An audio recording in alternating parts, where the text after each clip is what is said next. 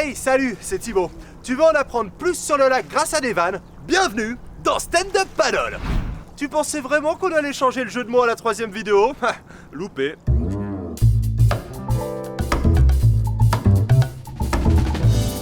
Ah, la nature, les arbres, les fleurs, la forêt, voilà quelque chose qu'on trouve que sur la terre ferme.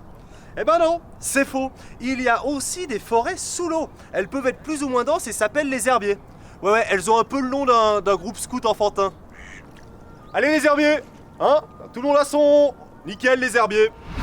Non mais sérieusement, je ne pensais pas qu'il y avait autant de plantes dans l'eau. D'ailleurs, les plantes aquatiques, faut les arroser combien de fois par semaine? La zone la plus fournie en végétalisation du lac s'appelle la benne lacustre. Et la benne, contrairement à ce que son nom l'indique, ça ne doit pas être la poubelle des riverains. Les herbiers sont très importants.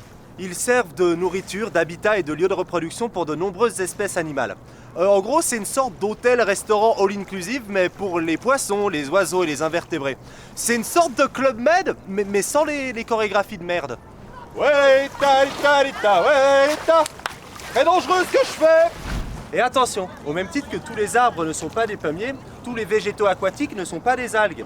Dans l'eau, il y a des racines, des tiges et même des fleurs. Alors si quand tu vas dans le lac, t'avais peur des algues, dis-toi que c'est des fleurs. Et si quand tu vas dans le lac, t'avais peur des fleurs, là je peux rien pour toi, hein, t'es juste chelou. En réalité, les algues sont microscopiques et invisibles à l'œil nu. On ne les voit que quand elles forment des colonies. En gros, les algues, c'est comme les clodettes. On ne les reconnaît pas quand elles sont seules.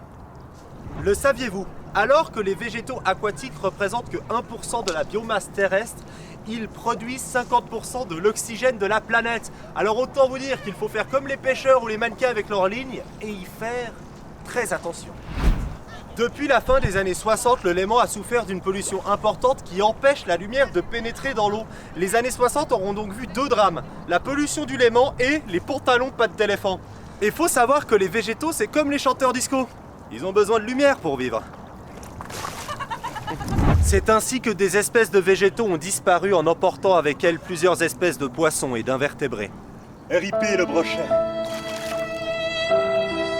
Cependant, des associations ont fait pression pour interdire des polluants, comme par exemple le phosphate, dans les lessives, et ainsi réduire le niveau d'eutrophisation. Grâce à ça, les brochets sont enfin de retour dans le lac.